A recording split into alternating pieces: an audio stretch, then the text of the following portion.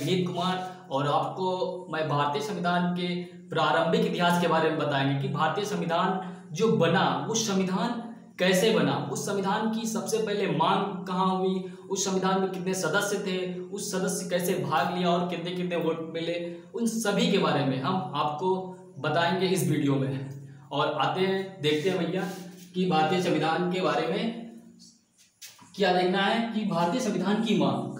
सबसे पहले हम भारतीय संविधान के बारे में ये देखेंगे कि भारतीय संविधान जो है उसकी मांग कौन किसने की। तो सबसे पहले हम अगर याद करने की ट्रिक के हिसाब से देखते हैं कि सबसे पहले हम देखते हैं कि इसकी जो मांग की है मुख्यतया 4 लोगों ने किया है। सबसे पहले तिलक ने किया है, यानी कोई भी काम करोगे उसमें सबसे पहले क्या करना है, तिलक करना है। तो तिलक जी ने क्या कहा कि भारतीय संविधान की मांग इन्होंने स्वराज विधेयक के माध्यम से मांग की, वो भी किया 1895 में। युवा व्यक्ति थे और ये 18 ही साल में क्या मांग लिया कि भारतीयों के लिए एक संविधान होगा। और तो सब देखते हैं कि तिलक जी ने जो स्वराज विधेयक के माध्यम से मांग की 1895 में। तिलक जी एक ऐसे सदस्य थे जो युवा थे। हमें याद करने की ट्रिक से देखना हो गया कि 18 साल का बंदा कौन था सबसे पहले जिसने संविधान के बारे में, संविधान सभा के बारे में मांग की, वो था तिलक जी। तिलक जी ने संविधान के बारे में सबसे पहले स्वराज विधेयक के माध्यम से मांग की कि भारतीयों के लिए एक संविधान होना चाहिए। फिर उसके बाद गांधी जी आए। गांधी जी 1922 में भारतीयों के लिए संविधान की मांग की और जिसमें गांधी जी ने इस बात पर जोर दिया कि जो हमारा संविधान होगा, जो संविधान में बातें होंगी वो भारतीयों की इच्छा के अनुसार होगी। और ये गांधी जी ही व्यक्ति ऐसे थे जिन्होंने सबसे पहले, तिलक से बाद में आए, लेकिन सबसे ज्यादा जो हमारा योगदान है वो गांधी जी का है। लेकिन एक ऐसे पर्सन है गांधी जी जिन्होंने किसी भी कार्य परिषद में या इसके पूरे बनने की प्रक्रिया में भाग नहीं लिया। उसके बाद एम.एन. राय आए, जो एम.एन. राय जी ने औपचारिक रूप से संविधान की मांग की। एम.एन. राय जी जो थे उन्होंने संविधान के बारे में जो मांग की उसकी जो औपचारिकता पूरी करनी थी, जो हमारे तिलक जी और गांधी जी से नहीं हो पाया, उस पूरी औपचारिकता को मांग की एम.एन. राय जी ने। एम.एन. राय जी ने औपचारिक रूप से संविधान सभा की मांग की। फिर उसके बाद आते हैं पंडित जवाहरलाल नेहरू। अगर जवाहर की बात आती है तो 1936, 1937, 1938 इन्होंने कई बार संविधान सभा की मांग की और इन्होंने इसके कारण इन्होंने विभिन्न जितने भी विधेयक थे, एक 1936, 1937 और 1938 में इन्होंने संविधान सभा की मांग की। और संविधान सभा की जो मांग की, ये अब तुम लोगों की बात समझ आ रही है कि संविधान सभा की जो मांग कर रहे हैं वो हम किससे कर रहे हैं, वो संविधान सभा क्या होगी उसके बारे में जो सोचा सबसे पहले तिलक ने देखा अभी, फिर उसके बाद गांधी जी को आपने देखा, फिर आपने एम.एन. राय को देखा और फिर अब पंडित जवाहरलाल नेहरू। 4 व्यक्ति थे जिन्होंने संविधान सभा के बारे में, संविधान की मांग के बारे में जो बात की। सबसे पहले आप याद करने के दृष्टिकोण में युवा व्यक्ति थे तिलक जी, और तिलक जी ने हमारे 1895 में सबसे पहले मांग की। उसके बाद है गांधी जी ने जिन्होंने 1922 में कहा कि जो भारतीयों का संविधान होगा वो भारतीयों की इच्छा के अनुसार होगा, भारतीयों के द्वारा बनाया गया होगा और भारतीयों के लिए होगा। और एम.एन. राय जी ने जो मांग की, जो इन दोनों लोगों से कमी रह गई, उसकी औपचारिक घोषणा, जो औपचारिकता पूरी थी अंग्रेज के सामने, उन्होंने इसके माध्यम से एम.एन. राय जी ने मांग की। और विभिन्न विधेयकों के माध्यम से जवाहरलाल नेहरू एक आखिरी मांग करते हैं 1938 में, जो मार्गियो अधिनियम के माध्यम से मांग की।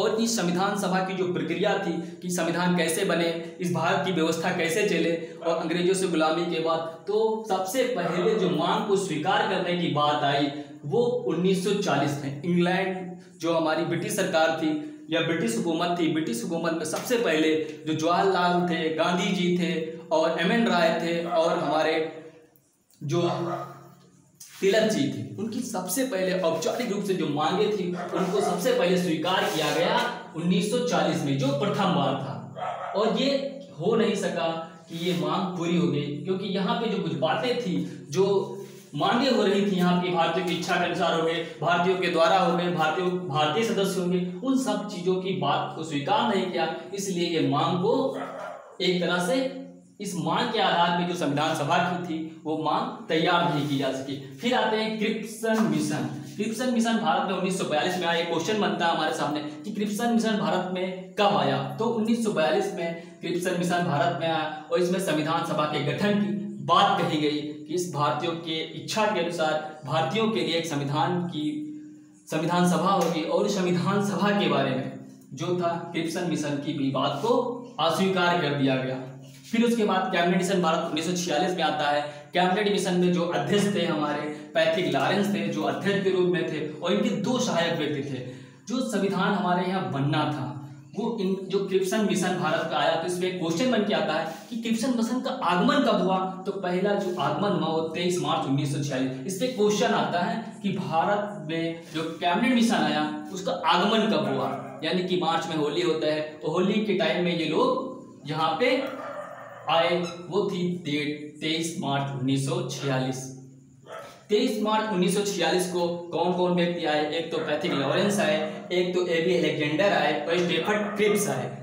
ये जो थे पैट्रिक लॉरेंस को वहाँ की ब्रिटिश की हुकूमत ने, ब्रिटिश में उस समय जो था उस किंग ने इनको अध्यक्ष बनाकर भेजा और उसके बाद एबी अलेक्जेंडर और स्टेफर्ड क्रिप्स ने इनको सहायक बनाकर मांग की गई। अब आप लोगों की बात आती है कि संविधान सभा की जरूरत क्यों पड़ी। जहाँ पे बात आई कि ऐसी क्या दिक्कतें उस समय थी कि संविधान सभा की मांग की, जो हमारे तिलक जी ने थी 1895 में की, गांधी जी थे 1922। तो हमारे यहाँ जो व्यवस्था थी, जितनी भी व्यवस्था थी यहाँ पे, यहाँ की व्यवस्था में कुछ कमियां थी। उन कमियों को कैसे संचालन किया जाए, उन कमियों को कैसे दूर किया जाए, वो जो भारतीयों के द्वारा हो, भारतीयों के लिए हो और भारतीयों के द्वारा बनाए। तो उस क्रिप्सन मिशन की पहली बात इन्होंने आए और इनकी रिपोर्ट तैयार होकर कहा कि संविधान का गठन 389 सदस्यों द्वारा हो। ये जो हमारे अभी तक की जो बातें यहाँ पे हम मांग कर रहे थे, फिर यहाँ पे सबसे पहले जो बात 1940 में स्वीकार की गई, फिर क्रिप्स मिशन आया जिसको अस्वीकार कर दिया गया, जिसकी बातें नहीं मानी गई। फिर कैबिनेट मिशन जो आया, इस बात की रिपोर्ट दिया कि संविधान सभा तुम्हारे यहाँ जो भारत है वहाँ पे एक संविधान सभा बनाई जाएगी जिसमें 389 सदस्य होंगे और उस संविधान सभा का जो कार्य होगा संविधान का निर्माण करना और सरकार का गठन तब तक कार्य के रूप में करना, जब तक कि जो ये भारत के जो संविधान बना था, इस संविधान के बनाने से पहले हमारे यहाँ जो अंतरिम सरकार थी, अंतरिम सरकार के पहले की जो अंतरिम सरकार थी, उस टाइम हमारे यहाँ जब तक कि अंतरिम सरकार बनी हुई थी तब तक ये जो संविधान सभा में जो 389 सदस्य थे जो कैबिनेट मिशन के टाइम थे, इस कैबिनेट मिशन के टाइम के जो सदस्य थे वो यहाँ पे संसद वाला कार्य भी करने को उन्हें बात कही गई। फिर आते हैं जो संविधान सभा के सदस्य जो 389 थे, ये कहाँ से थे, यानी कि ये 389 सदस्य कैसे चुन के आए। तो इसमें से ब्रिटिश भारत जो उस समय था, जो भारत में ब्रिटिशों के अधीन था, उस सभा में 292 सदस्य जो ब्रिटिश भारत से आए और 93 सदस्य जो आए देसी रियासत से।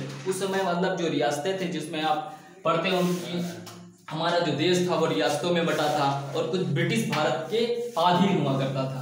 तो उसमें से जो 93 सदस्य थे वो रियासतों से आए और ब्रिटिश भारत से आए और आयुक्तों की प्रांत से भी 4 लोग आए। उस समय आयुक्त का जो प्रांत थे उसमें दिल्ली था, कुर्ग था, अजमेर था और बलूचिस्तान था। जो हमारा जो संविधान बना उस संविधान में जो हमारे यहाँ पे बात किया कैबिनेट मिशन में कि 389 सदस्य होंगे, उन 389 सदस्यों में हमें जो मिले 292 सदस्य जो चुन के आए, जो वहां पे जो चुन के आए, इससे पहले कोई निर्वाचन हुआ होगा। आपके बाद में दिमाग आई कि कोई भी जब सरकार या सदस्य चुन के आते तो उसके पहले कोई निर्वाचन होता, उस निर्वाचन में सदस्य आपको 389 चुनना था। उन निर्वाचन में जो सदस्य चुन के आए वो 292 सदस्य ब्रिटिश भारत और 93 देसी रियासत और 4 आयुक्त प्रांत से चुन के आए। और ये प्रांतों का जो विभाजन था उस समय जो हमारा भारत था, ये हमारा प्यारा भारत जो था, इस भारत को जो ग्रुपों में बांट दिया गया था, ए, बी और सी।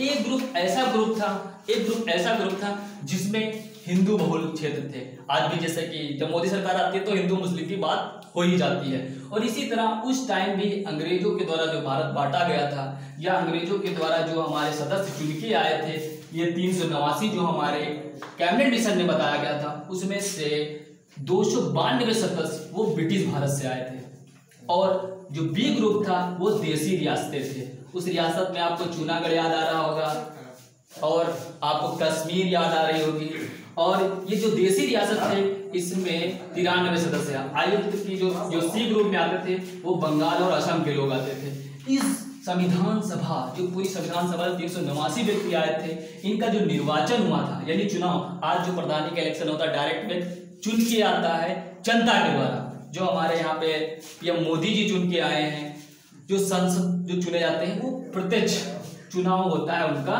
जनता के द्वारा। लेकिन यहाँ पे जो 389 सदस्य चुन के आए हैं, इनका चुनाव हुआ है अप्रत्यक्ष निर्वाचन द्वारा, यानी कि डायरेक्ट वहां पे, जैसे कि आज राष्ट्रपति का जो चुनाव होता है, तो राष्ट्रपति के चुनाव में प्रक्रिया है अप्रत्यक्ष रूप से हम राष्ट्रपति का चुनाव करते हैं, डायरेक्ट जनता वहां पे नहीं चुनाव करने जाती है, वो है अप्रत्यक्ष चुनाव। और उसी के आधार पर यहाँ पे भी सदस्य 389 चुन के आए, जिसमें से वोट मिले 208 कांग्रेस को और 93 लीग को। ये मुस्लिम लीग थी, मुस्लिम लीग को 73 वोट मिले उस टाइम, और यही 73 वोट आगे एक बड़ा कारण बनता है भारत और पाकिस्तान। और इस पहले जो संविधान सभा हुई उसके प्रथम अध्यक्ष जो थे, जो अस्थायी रूप से रहे, वो सच्चिदानंद सिन्हा थे, जो दिसंबर 1946 में बनाए गए। उसके बाद दिसंबर के बाद जो हमारे सदस्य चुन के आए, जो स्थायी रूप से हमारी संविधान, पूरे संविधान के बनाने की तक प्रक्रिया तक डॉक्टर राजेंद्र प्रसाद जी थे, जिन्होंने हमारे संपूर्ण संविधान के बनने तक के अध्यक्ष का पद रखा इनके पास। और ये हमारे डॉक्टर राजेंद्र प्रसाद जी जो हमारे प्रथम राष्ट्रपति भी बने, इन्होंने ही संविधान पे सबसे पहला हस्ताक्षर जो हुआ वो doctor Rajendra Prasad. Thanks guys.